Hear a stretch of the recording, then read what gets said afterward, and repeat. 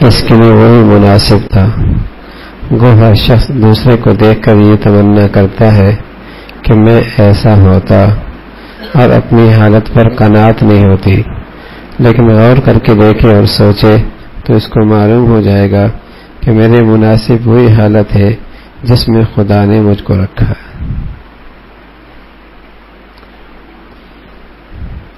بڑی پریشانی کی چیز ہے یہ کہ آدمی اپنی حالت پہ مطمئن نہ ہو، اور جس کو دیکھے، جس کے پاس دو دیکھے، اس کی تمنا کرنے لگ جائے۔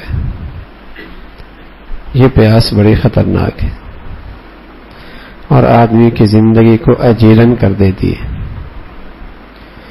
کہ جس کو دیکھے، جس کے پاس دو دیکھے، اس جیسا بننے کی اور اس کے پاس جو ہے وہ لینے کی تمنا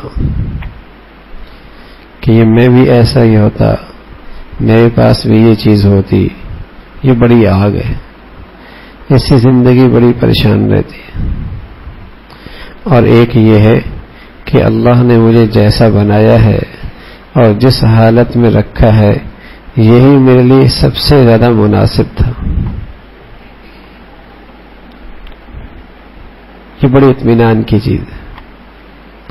آج دنیا میں آدمی بڑی بے چینی اور پریشانی میں ہے کہ جس کے پاس جو کچھ ہے وہ اس کی طلب ہے، اور جو اپنے پاس ہے اس پہ مطمئن نہیں۔ ہر آدمی اپنی قسمت پہ شاکی نظر آتا ہے، راضی کوئی نظر نہیں آتا۔ ہر آدمی اپنی قسمت پر شاکی نظر آتا ہے، راضی کوئی نظر نہیں آتا۔ جو اس کے پاس ہے اس پہ نظر نہیں ہے، اور جو دوسروں کے پاس ہے اس کی تمنا ہے، اس کی تمنا۔ تو اس سے زندگی بڑی پریشان کن رہتی ہے، اس لیے کہ جس کی یہ تمنا کر رہا ہے، اگر وہ اسے مل بھی جائے، کل کسی اور کے پاس جائے گا، اس کے پاس بھی تو کوئی چیز ایسی ہوگی جو اس کے پاس نہیں ہے۔ کل تیسرے کے پاس جائے گا، اس کے پاس بھی کچھ ہوگی جو اس کے پاس نہیں ہے۔ تو اس کی زندگی اس عذاب میں رہے گی۔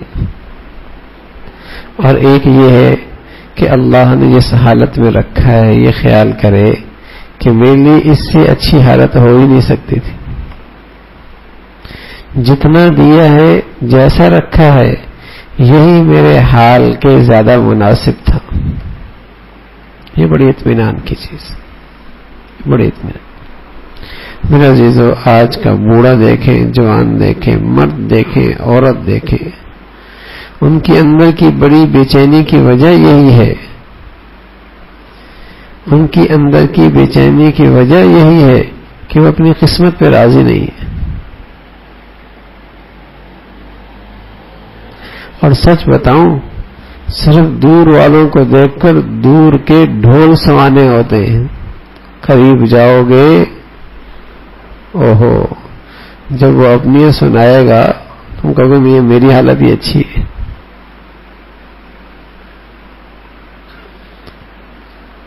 تو اللہ نے جس حالت میں اور جس نعمتوں کے ساتھ رکھا ہے، اس پہ راضی رہنا، یہی سب سے بڑی اطمینان کی چیز ہے۔ اور اپنی زندگی کو مصیبت میں ڈالنا ہے تو وہ یہی ہے کہ جس کے پاس جو دیکھا اس کے حاصل کرنے کی تمنا پیدا کی، جس کو جس حالت میں دیکھا اس جیسے پیدا ہونے کی تمنا کی۔ یہ آدمی کی زندگی کو عذاب بناتی۔ کتنے لوگ احساس کمتری کا شکار اور کتنے لوگ ڈپریشن کے شکار صرف اس وجہ سے ہوتے ہیں کہ وہ لوگوں کی حالت دیکھ کر اس جیسے بننے کی کوشش کرتے ہیں، اور جب وہ اسباب نہیں پاتے ڈپریشن میں چلے جاتے ہیں، اور جب اپنے آپ کو ان جیسا نہیں پاتا احساس کمتری کا شکار ہو جاتا ہے، افسردہ رہتا ہے، افسردہ رہتا ہے، پریشان رہتا ہے۔ تو فرمایا کہ اللہ جس حال میں رکھے وہی مناسب ہے۔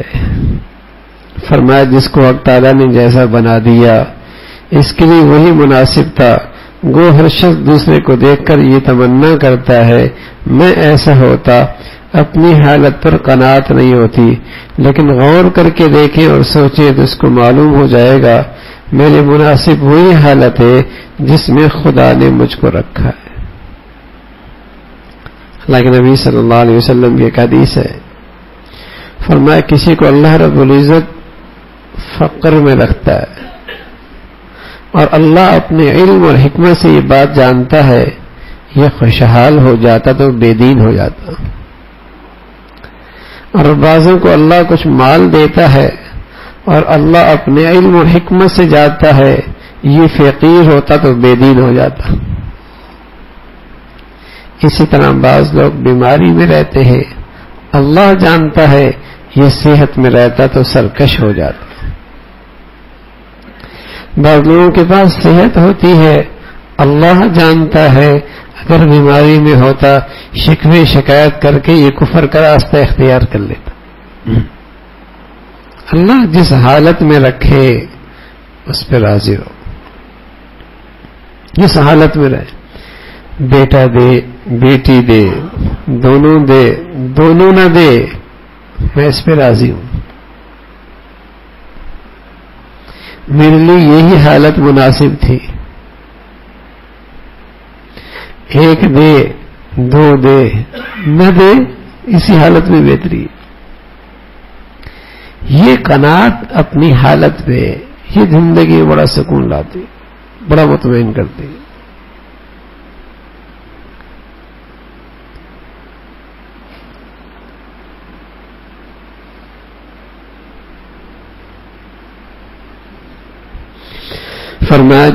فرمایا کہ تشدد فی العمل کے متعلق ایک دقیق اور مفید بات یہ ہے کہ جو عمل میں زیادہ کاوش کرتا ہے اور وہ خاص ثمرات کا منتظر رہتا ہے، اگر اس میں دیر ہوتی تو وسوسہ پیدا ہوتا ہے کہ باوجود ایسے مجاہدات کے مجھ کو اب تک ثمرات کیوں نہ ملے.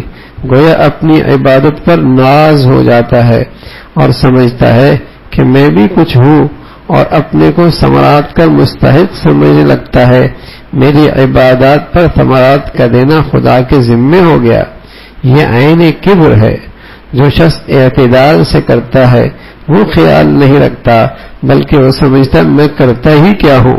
جس پر کوئی ثمرات مرتب ہو وہ تو ثمرات کا خیال کرتے ہوئے بھی شرماتا ہے. ایسا شخص صرف فضل کا امیدوار ہوتا ہے اور یہی قبولیت ہے. بعض لوگ عمل میں زیادتی کرتے اور وہ طلب میں ہوتے کوئی خاص شان میری ظاہر ہو جائے، کچھ خاص ثمرات نظر آ جائے. ان کے اعمال میں اعتدال نہیں ہوتا. پھر جب منتظر ہوتے اور وہ ثمرات مرتب نہیں ہوتے تو شکایت کرتا ہے میں اتنا بزرگ بھی بن گیا اور اب تک کوئی خاص ہوتا ہی نہیں. یا کوئی چیز طلب کرتا ہے اور وہ طلب پوری نہیں ہوتی پھر بھی کہتا ہے اتنی عبادت بھی کرتا ہوں پھر بھی اللہ میری چاہت پوری نہیں کرتا.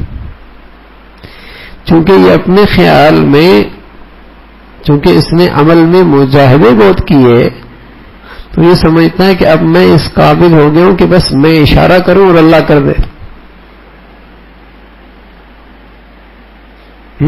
تو فرمایا اس کا نام کبر ہے.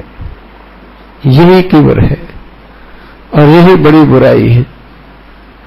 اور ایک صورت یہ ہے کہ عمل میں اعتدال ہو، میانہ روی کے ساتھ چلے، اعتدال کے ساتھ. تو ایسا شخص ثمرات کے امیدوار نہیں ہوتا. اس لیے میں کرتا ہی کیا ہوں، ہے ہی میرے پاس کیا، میں لائق ہی کہاں ہوں کہ کوئی خصوصیت میرے اندر ظاہر ہو. جیسے تھانوی رحمۃ اللہ علیہ عجیب لوگ تھے، فرمایا کرتے تھے جب کوئی میری برائی کرتا ہے تو مجھے ذرا بھی تعجب نہیں ہوتا. پھر میں قسم کھا کے کہتا ہوں جب کوئی میری تعریف کرتا ہے تو مجھے بڑی حیرت ہوتی ہے. یعنی اپنے بارے میں یہ خیال ہے کہ میرے اندر تو کوئی کمال ہے ہی نہیں، خامیاں ہیں، تو کوئی مذمت کر رہا ہے تو ٹھیک کر رہا ہے. اس میں حیرت کی توجہ بھی کون سی بات. فرماتے جب میری کوئی تعریف کرتا ہے تو مجھے بڑا تعجب ہوتا ہے کہ کون سی چیز اس نے میرے اندر دیکھ لی کہ میری بھی تعریف کر رہا. اچھا یہ ان کے صرف زبان کے بول نہیں ہوتے تھے, اللہ رب العزت نے ان کی کیفیت ایسی بنا دی تھی, انہیں ایسی بصیرت عطا فرما رکھی تھی کہ سبحان اللہ. اور اگر کوئی ہمارے شان شان خیال نہ کرے کتنی تکلیف ہوتی یار. کوئی ہمارے شان شان ہمیں مجلس میں استقبال نہ کرے اور ہمارے شان شان کوئی ہماری طرف متوجہ نہ ہو تو کسی تکلیف ہوتی ہے. تو شان سمجھ لی نا, شان سمجھ لی, اسی کا نام تکبر ہے, اسی کا نام تو تکبر ہے.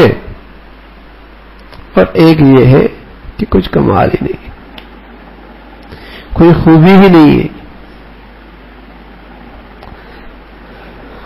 تو ایسا شخص اس لیے حضرت فرما رہا ہے کہ عمل میں اعتدال ہونا چاہیے.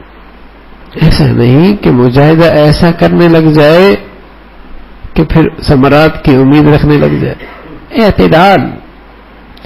نفل بھی اگر اختیار کرتا ہے, نفلی عبادت, اس میں بھی اعتدال ہو, اعتدال ہو. اللہ کے نبی صلی اللہ علیہ وسلم کی خدمت میں ایک شخص ہے, کہ رسول اللہ رات کو سوتا ہوں, دن کو روزہ رکھتا ہوں. فرمانا جاؤ واپس جاؤ اور روزہ رکھو افطار کرو, روزہ رکھو افطار کرو. رات کو سو, اپنے جسم کو بھی راحت دو, اپنی بیوی کا بھی حق ادا کرو. اعتدال. تو فرمایا کہ جو آدمی عمل میں تشدد کرتا ہے, میانہ روی اختیار نہیں کرتا, یہ کب ہوتا ہے جب آدمی اپنی طبیعت پہ چلتا ہے, اپنے انداز سے بزرگ بننا چاہتا ہے, تو اس سے نقصان ہوتا ہے. تو عمل میں اعتدال ہو, اور اس کی وجہ یہی طریقہ یہی ہے, فاسأل بہ خبیرا, باخبر لوگوں سے پوچھتا رہے, باخبر لوگوں سے پوچھتا رہے, رہنمائی لیتا رہے. شیطان ایک جگہ سے یہ آدمی نکلتا ہے, شیطان دوسری جگہ پہ پھنسا دیتا ہے. عبادت میں سستی گئی, عبادت آئی, اس نے عجب میں مبتلا کر دیا, اس نے تکبر میں مبتلا کر دیا, سب کچھ ضائع کر دیا. اس کے پاس کئی جال ہوتے ہیں, اور ظاہر ان میں سے چوری تو نہیں کرائے گا, ڈاکہ بھی نہیں بنوائے گا. اس کے پاس میرے لحاظ سے اپنے جال ہیں. جس کی ظاہری شکل دینداری کی ہے, اس کے پاس اس کے لیے الگ جال ہے. تاجر کے لیے الگ ہے, کاشتکار کے لیے الگ ہے, صنعتکار کے لیے الگ ہے. ہر ایک کے لیے اس کے پاس الگ الگ مکر و فریب ہے. تو ایسی میرے عزیزو, عمل والوں کے لیے بھی اس کے پاس بڑی جال ہے کہ عمل بھی کرے اور اس گندگی میں مبتلا ہو جائے کہ عجب, بڑائی اس کے دل میں آ جائے, اور اپنی ایک شان سمجھ لے کہ میری کوئی شان ہے, یا اس شان کے مطابق یہ امید رکھے کوئی ایسے ثمرات ہونے چاہیے, کوئی میری ایسی کیفیت بن جائے, بس کوئی ایسی کیفیت بن جائے, کوئی ایسے خواب آنے لگ جائے. بعض لوگ کہتے ہیں خواب میں اللہ کے نبی صلی اللہ علیہ وسلم آ جائیں, بس وہ بڑی اس کی کوشش کرتے رہتے ہیں نبی علیہ الصلوۃ والسلام خواب میں, اور جب کرتے کرتے نہیں آتی تو انہیں بڑی یار اتنی عبادت بھی کرتا ہوں پھر بھی خواب میں اللہ کے نبی صلی اللہ علیہ وسلم. اور مفتی شفیع صاحب رحمۃ اللہ علیہ کی حالت کیا تھی, ہر جب روزہ رسول میں تشریف لے کے جاتے تو حضرت فرماتے مجھے سامنے کھڑے ہونے کی ہمت نہیں ہوتی, میں ذرا دور کھڑا ہوتا ہوں, میں شرماتا ہوں کس منہ سے حضور کے دربار میں کھڑا ہوں, لایا کیا ہے تو.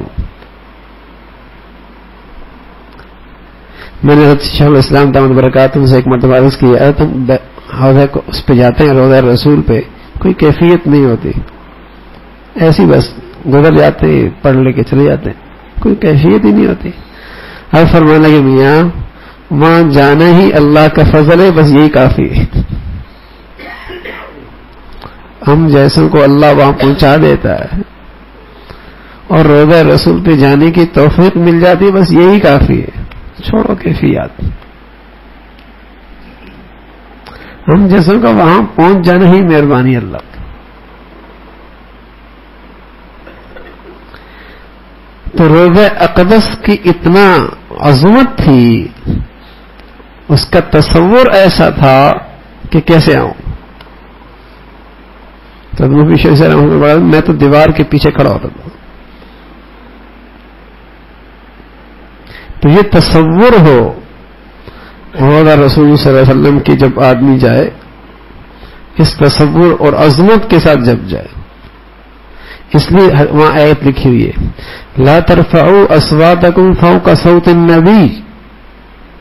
اوپر آیت لکھی ہوئی ہے کہ اپنی آواز نبی کی آواز سے بلند نہ کرو. حالانکہ جیسے اللہ کے نبی صلی اللہ علیہ وسلم موجود تھے تب یہ حکم تھا، ایسے حضور کے پاس روضہ رسول پہ جانے پر بھی یہ حکم ہے کہ وہاں بھی شور و شغف نہ ہو. وہاں بھی آیت لکھی ہوئی اوپر، اس سے اعمال خبط ہو جاتے. اتنی عظمت ہو وہاں جانے کی، اتنی عقیدت ہو، اتنے آداب ہو کہ کوئی بے ادبی کی شکل نہ ہو. تو بڑے لوگ تھے، وہ بڑے لوگ تھے. حضرت الزکری رحمۃ اللہ علیہ حضرت وہاں درود پڑھتے تھے بہت مختصر سا. فرمایا زیادہ دیر کھڑا نہیں ہو سکتا، زیادہ دیر کھڑا نہیں ہو سکتا، مختصر سا درود پڑھ کے نکل جائے گا. فرمایا زیادہ دیر کھڑا نہیں ہو سکتا.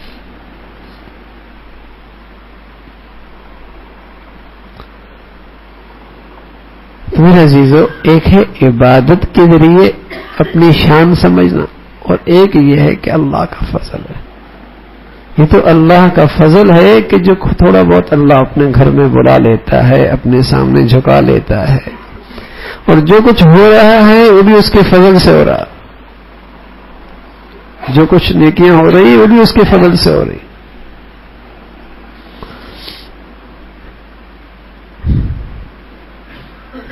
ایک صاحب کا ایک لمبا خط آیا جس میں دین اور دنیا دونوں کے متعلق پریشانیاں لکھی ہوئی تھی.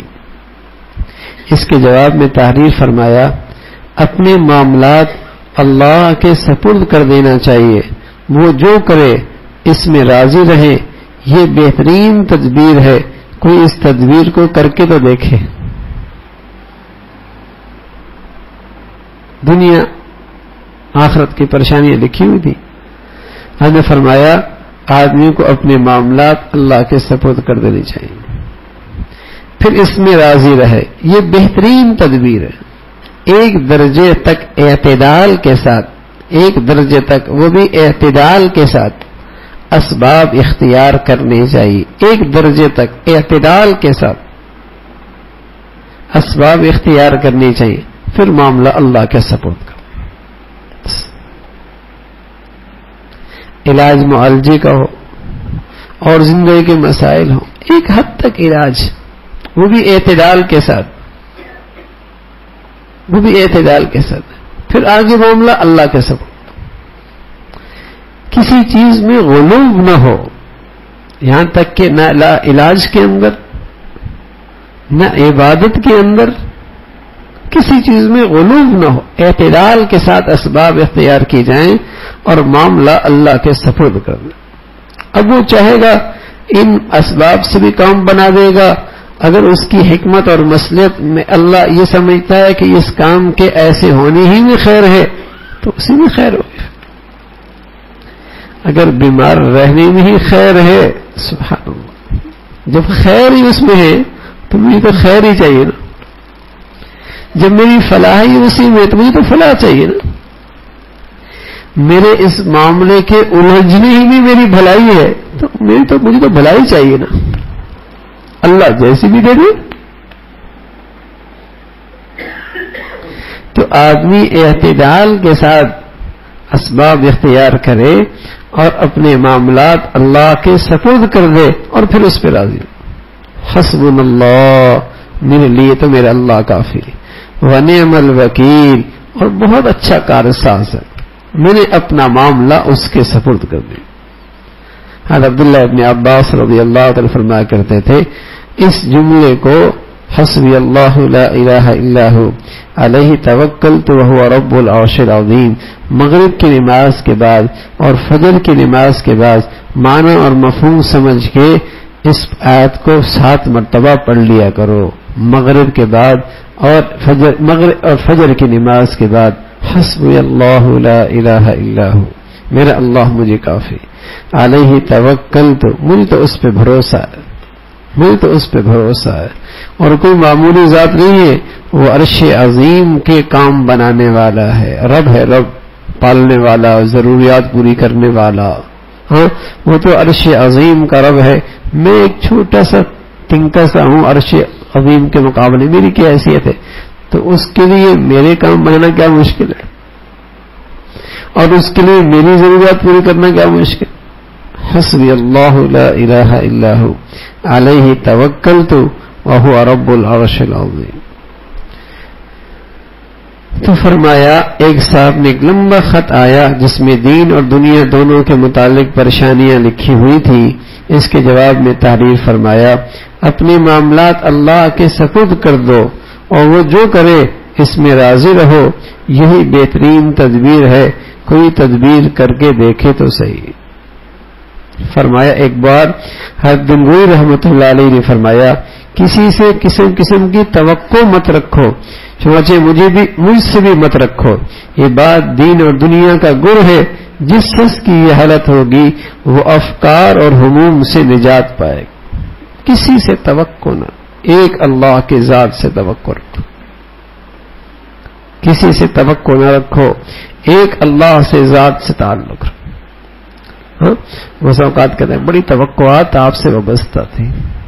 اچھا بھیا رکھی کیوں توقعات؟ آدمی بڑی توقعات باندھ لیتا ہے اور جب ٹھوکر لگتی تو بس اوقات ایسی چوٹ لگتی ہے کہ اٹھنے کے قابل نہیں رہتی. بس اوقات جب ٹھوکر لگتی ہے اور توقعات کے خلاف ہوتا ہے تو ایسی چوٹ لگتی ہے کہ اٹھنے کے قابل نہیں رہتی. توقعات اللہ سے رکھو، ایک اللہ کی ذات سے توقع رکھو، اسی سے امید رکھو.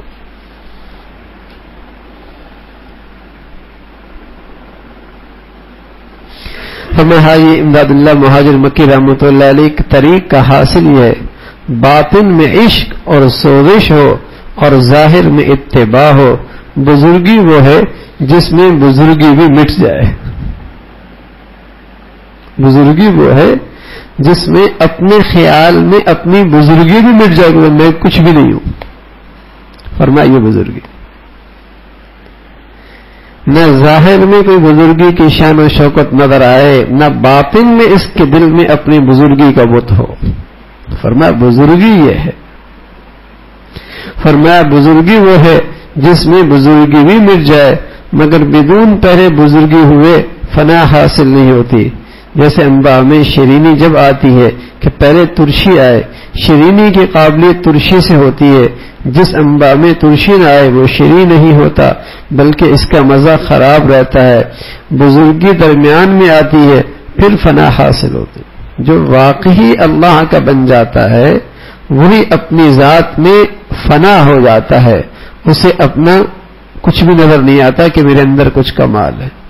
اور جب بزرگی نہیں آتی تو اس کو سمجھتا میں سب کچھ ہوں. تھانوی رحمۃ اللہ علیہ کے ایک شخص نے خط لکھا کہ حضرت پہلے حالت اچھی نہیں تھی، اب حالت بہت اچھی ہو گئی. ہم فرمایا میاں پہلی حالت تمہاری اچھی تھی، پہلی حالت تمہاری اچھی. جب تک یہ احساس ہے تقوی کے ساتھ، نیکی کے ساتھ، یہ احساس موجود ہے کہ میری حالت تو اچھی نہیں. فرمایا یہی حالت اچھی ہے. اور جب یہ خیال کر لے اب تو حالت بڑی اچھی ہو گئی، فرمایا یہی حالت خطرے والی. یہ کیا ہے کہ اپنا کمال ہی مٹ گیا. ایسی اللہ رب العزت تعلق نصیب فرمایا کہ خود اپنی بزرگی کا تصور بھی مٹ گیا.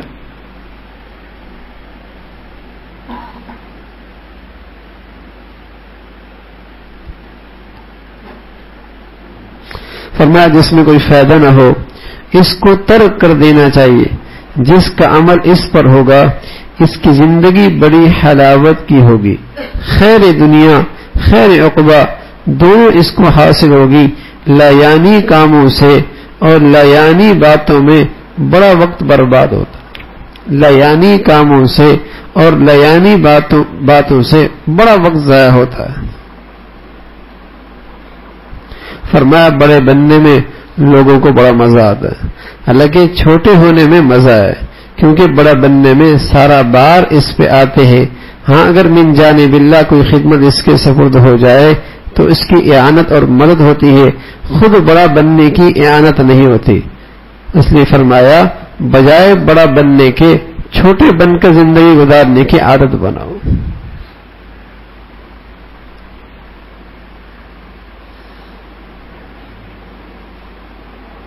اللہ رب العزت بھی ہمیں دین کی صحیح سمجھ نصیب فرما دے، دین کی صحیح سمجھ نصیب فرما دے، اور اللہ رب العزت ہمیں ظاہر باطن سے صاف ستھرا فرما دے. ہمارا ظاہر بھی اپنا پسند کا بنا دے اور ہمارا باطن بھی اللہ اپنے پسند کا فرما دے. اللہم لک الحمد کلو ولک الشکر کلو، اللہم لک الحمد کلو ولک الشکر کلو، اللہم لک الحمد کلو ولک الشکر کلو، اللہم اعنا علی ذکرک و شکرک و حسن عبادتک. نستغفر اللہ نستغفر اللہ نستغفر اللہ. سبحان ربک رب العزت عما یصفون وسلام علی المرسلین والحمد للہ.